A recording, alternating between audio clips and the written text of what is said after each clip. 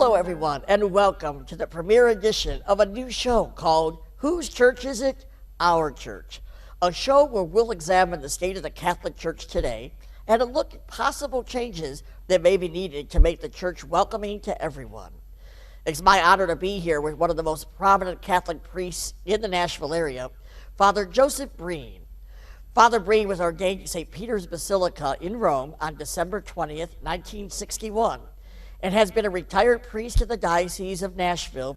Father Breen, it's so great to be here with you today. A real honor, and I'm here to hopefully educate more of our fellow Catholics, but people, regardless of who they are and where they are, to have a better understanding and appreciation of our gay community. People who have suffered so much prejudice, so much hatred and bitterness. The Catholic Church is the largest Christian church in the United States. Unfortunately, the second largest Christian group is over 30 million fallen away Catholics. And a number of those fallen away Catholics are certainly many of our gay community. And I found out something else that has brought to my attention, you might say, a greater need. In September, I got a call that came from Cincinnati. She said, "Father, I'm a 79-year-old Catholic woman. I raised my 4 children Catholic, and I'm thinking that I'm going to have to leave the church." And I said, "Well, why is that?" And she said that I went to church the Sunday after the Supreme Court decision that declared it was constitutional for same-sex marriages. And when I went to church on Sunday, what they said about gay people, what they said about same-sex marriage, just tore me up, because 2 of my sons are Catholics. They're outstanding sons. They always been interested in the poor, those that were disabled and so forth. They've been outstanding. And it just tore me up. And I said, well, you know, she was saying that the fact that she knew a number of parents who have left the church because of the way the official church treated their children. And that's why I'm thinking about leaving the church. And I asked her, you know,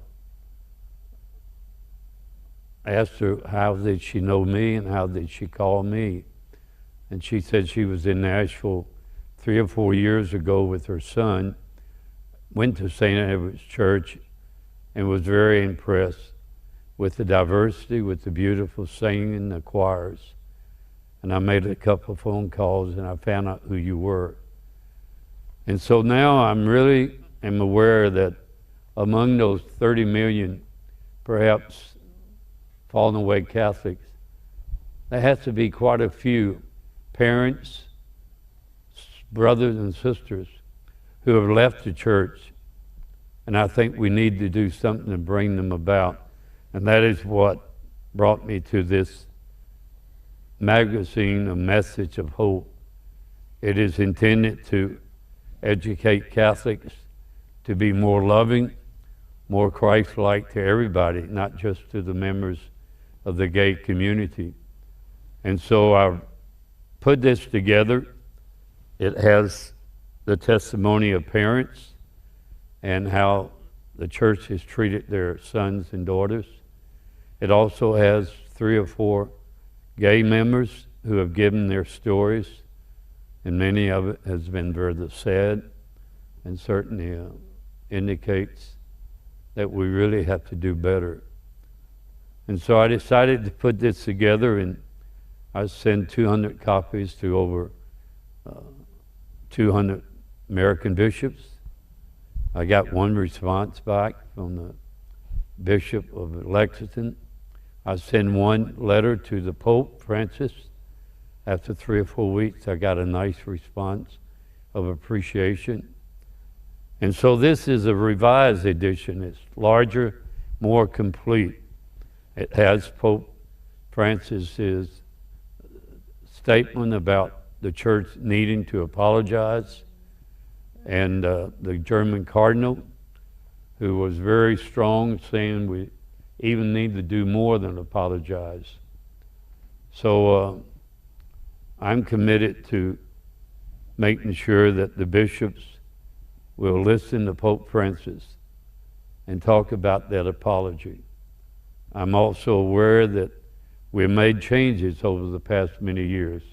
We have a more loving attitude towards everyone, but there are ministers, there are some priests, even here in Nashville, who certainly need to change their attitude. And instead of, you might say, speaking in a way where those that are different, those that are diverse, those who are gay, have left that church, mostly all of them. And in another church at the Knights of Columbus meeting, some priest was very critical of the gay people. They shouldn't belong to church.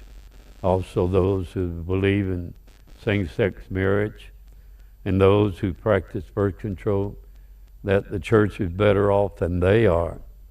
And that is a strong indictment that is unchristian.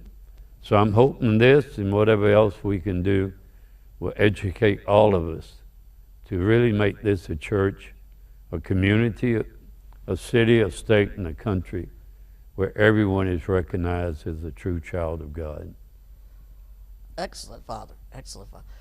Well, we're going to take a break right now, but when we come back, we're going to talk to two people that will kind of delve deeper into the subject matter of gays in the Catholic Church, and we'll come back right after this. Stay tuned.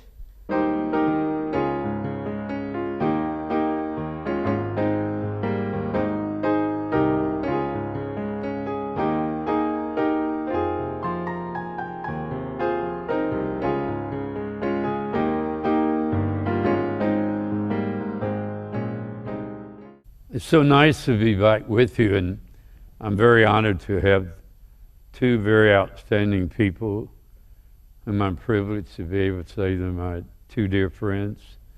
They're the ones who have contributed to the booklet, The Message of Hope, and I'm just very grateful to the two of you for sharing in such a way that hopefully will be helpful not only to the gay community, but to the parents, to the brothers and sisters, and to others who perhaps should have a more Christian attitude. So what is it, Letty, you would like to share and with our community of Nashville? Well, first of all, I want to thank you for allowing me to be with you during this show. And the reason I wanted to contribute was to lend my voice and also to help other people, other Catholics, and just Christian gays and lesbians in general, who are struggling with being Catholic and Christian. A lot of people say you can't be a Christian and be gay. That is so far from the truth. I was baptized Catholic and did communion and my first communion and confirmation, and I am Catholic through and through. I cannot imagine leaving the church, but there's a little bit of a conflict because sometimes it seems like I'm in an abusive relationship. I feel that I have so much against me, and that the church is in some ways against me as a full human being, as somebody who has feelings, who has emotions, who wants to love and to be loved and have a good relationship with one person. That's something that everybody wants. And the church's main objection with gay relationships or gay unions or gay marriage is the fact that it's not open to new life. Well, why is it that people in their 80s and 70s are able to remarry? They're not going to be having babies either. So it's kind of a double standard. And I would just want to bring that to people's attention. You know, why is that? We need to ask the hard questions. We need to, we need to ask for a better explanation that is open to new life. So, and again, it's been hard many years for me, and now I expressed all of my inner turmoil to my mom about a month ago, and through her voice, I heard God telling me, and she said to me, she says, "You are a child of God. God knows you. He knows your heart. He wants you to be happy." And I said, "Yes, but the church," she goes, "you don't listen to anything or anyone who is against you as a full and complete human being. God will take care of you. He loves you, and that's all you need to know." And it was like the weight of the world was lifted off my shoulders. And I'm a much happier person now. I'm not angry. I don't have that inner turmoil or anger anymore. So I thank my mother for giving me new life, the new life that I have to give to others. And it's been a real honor over the past many years having you in the choir at St. Edward's. Thank Your you. spirit of joy, your love for the Lord. Thank you. You made a wonderful difference. Well, thank you. I just hope that, in the future, I would love to continue with the choir, but I hope that I'm not asked to leave. And if I am, I will leave. I mean, I'll have no other choice. But that's okay, because I'll find another accepting community. Sure Church do community. appreciate it. Thank you. Teresa, why have you done what you did? That beautiful story that's in this booklet.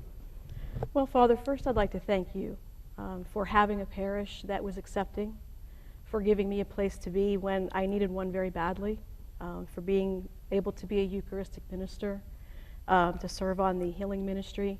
These were opportunities that I could have never had had you not had a welcoming parish, and it changed my life. So that was one of the reasons that I did this. I also feel that it's important to give a face and a voice to the people that are being treated the way they are by the church in general. I think that it's easy to perhaps label people and put them aside, but what you're doing with the book gives a story, gives faces, names, and voices to what's really happening. And I think that I can speak for everybody that I would know in the gay community and elsewhere to thank you for that. It's a very important thing. In terms of another reason why I did it is that I feel that another thing that's being missed is the fact that all of us seek. The gospel tells us, seek and you will find. I was seeking and I found your parish. Many people seek and they need to be able to find a place to feel welcome and also to give back. It's not just about what I can get from the parish, it's what I can give. My gifts of compassion and caring and the things that I wanted to give spiritually were welcomed by you and St. Edward's. Unfortunately, that's no longer the case in general for people. I think that you could be good enough today, but if it's found out that you are gay or you have a relationship that you're committed in, that those gifts are no longer welcome. They were good today, but tomorrow they're not. And I think that's very unfortunate, and I think that that's an important thing for people to think about, but also not to lose hope. And you've made that very clear, that there are places that are accepting, there are compassionate priests and ministers. And for anybody out there who's struggling, know that you're not alone and that there is hope and there is compassion. And I want to thank you for that. Well, both of you contribute greatly to St. Edward's, and I, along with so many others who have come to, fortunate enough to come to know the two of you. Your ministry as Eucharistic minister in the choir, you made this church so much more Christian, so much more Catholic. And I hope that what we're doing, we're following the spirit of Pope Francis. As he said, we need to make an apology to the members of the gay community. And I'm just hoping more the American bishops. There have only been a few who have responded, especially to Orlando, with words of comfort, words of encouragement, and also words of acceptance. And so this is what I hope, that by your witnessing, we can encourage the American bishops to really consider the way they have treated the gay community, and in the spirit of Pope Francis, will make an apology and make sure that the priests certainly have a more Christian attitude. Thank you very much. It's an honor to be with you. Thank you. Thank you. God bless you, Father. Thank you. And God bless all of you, and we just hope that for you, this has been some way encouraging, helpful, has it been to me. More I come to know the people of the gay community, know them, love them, understand where they've been. This is a great opportunity for all of us. Jews, Christians, Muslims, whatever we are, to really come together and realize that united we stand, and that there is no better way to make America great than to make sure everybody is welcome and treated with dignity and honor. So it's nice to be with you. God bless you.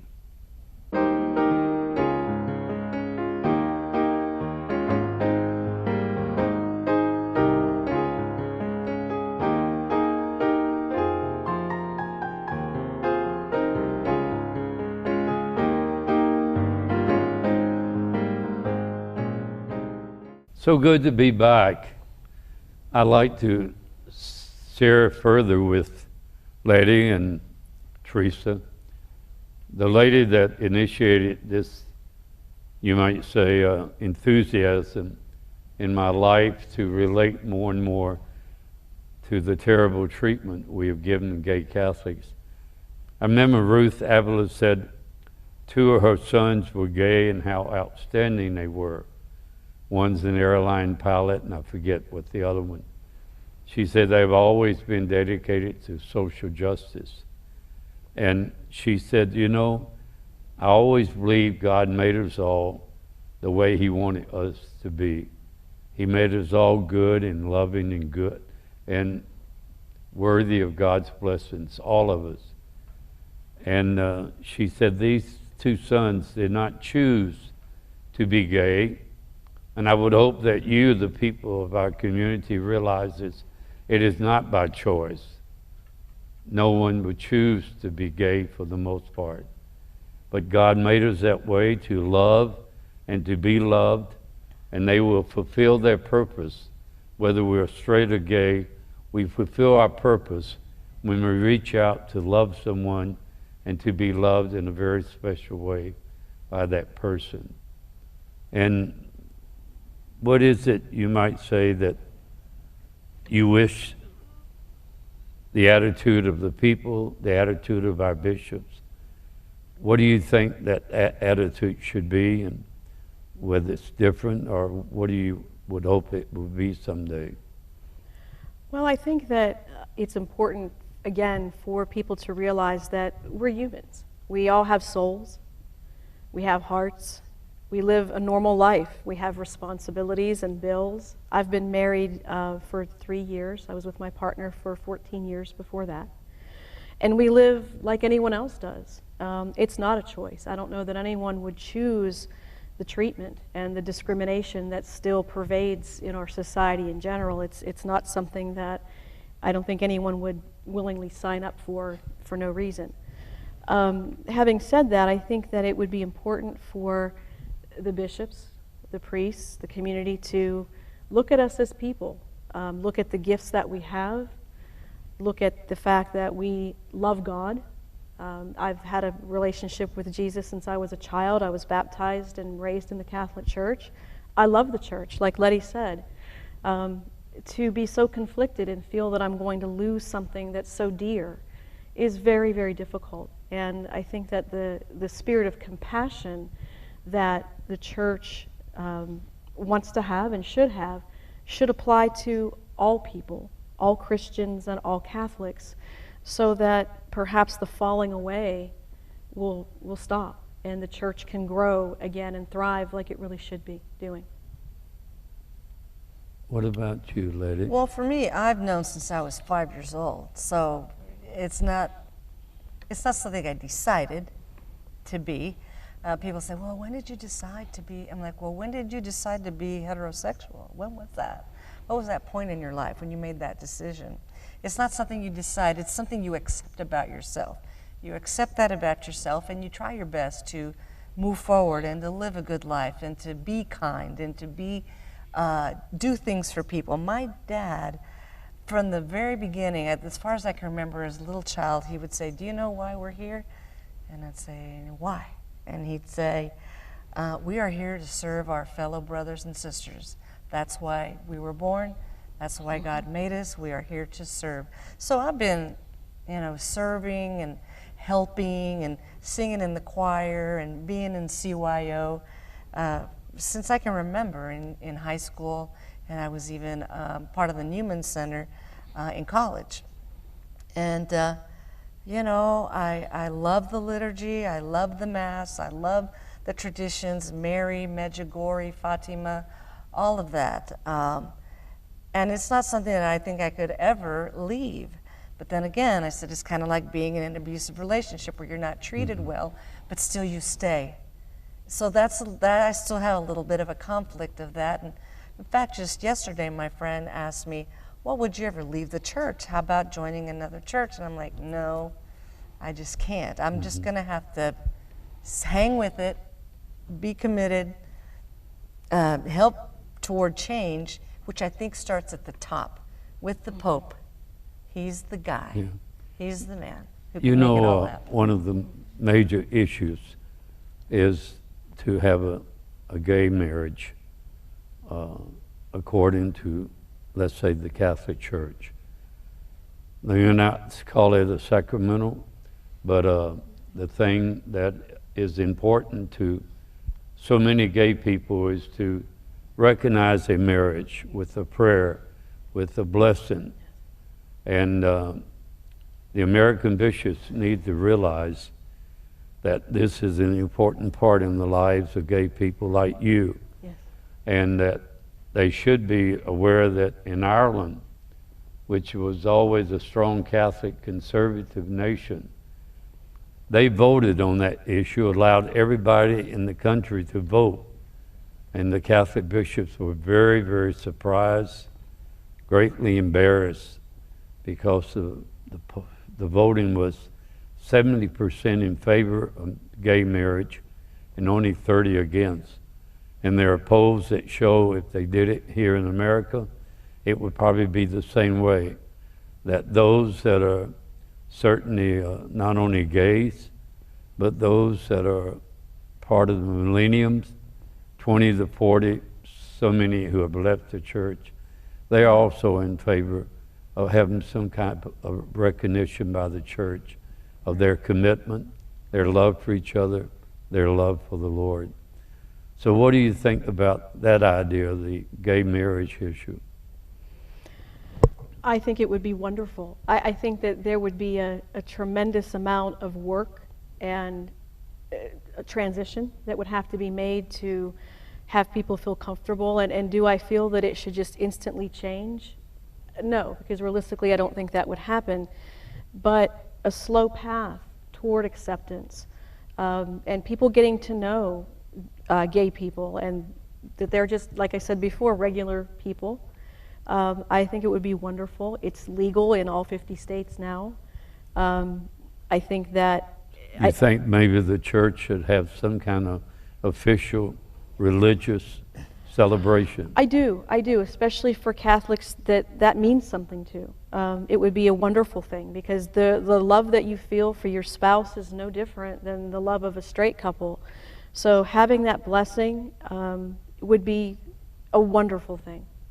I think people like you, the gay community, the parents, priests, I feel it's my obligation to encourage the bishops to have an open mind on this to have the spirit of Pope Francis, the German Cardinal Marx, and allow some type of religious celebration, which I think the church itself, the laity, will greatly accept.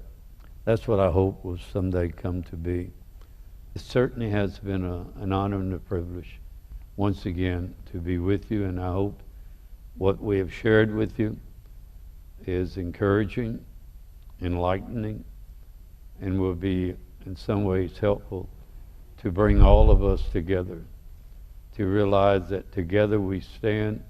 We're a more beautiful church, we're a more beautiful country, and more worthy of God's blessings. Thank you. God bless you.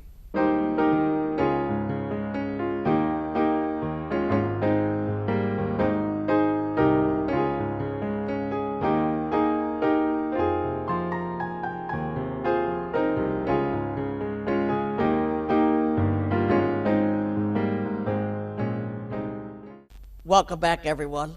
Well, Father, in the remaining moments we have here, we want to let people know about the Facebook page that you have, which is Joseph Breen. Just look him up under Joseph Breen on the Facebook page. You also have a YouTube channel where I know you have some interesting videos on there that will be helpful to many of your viewers. The YouTube channel is Father Joseph Breen channel, so look that up on YouTube. And I know, Father, people are going to want copies of your book and everything. And how can they email you to get that information? You can send by email. It's Father Breen, small letters, no breaks, at mqangels.org.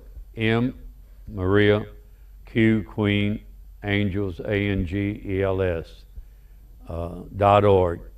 You can ask for one, and I'll be happy to send it to you. Just send me your mailing address. And since I won a little bit of the lottery last week, it's going to be a free book. It ain't going to cost you anything. You just owe me a few prayers. So if you do that, and if you want a copy, I'd be very happy to send you one. All right. Well, thank you, everybody, for joining us tonight. Now, stay tuned for our next show. We'll be discussing more topics related to the Catholic Church. So you don't want to miss that and everything. We're going to have a continuing series with different topics on each show. So don't want to miss the next one. Thank you, Father, for joining us tonight. It's a pleasure to be with you. Sure is. And an opportunity to speak to you, the people of our great city of Nashville. Pray for me, and I pray for you. God bless you. Thank you. Good night, everybody.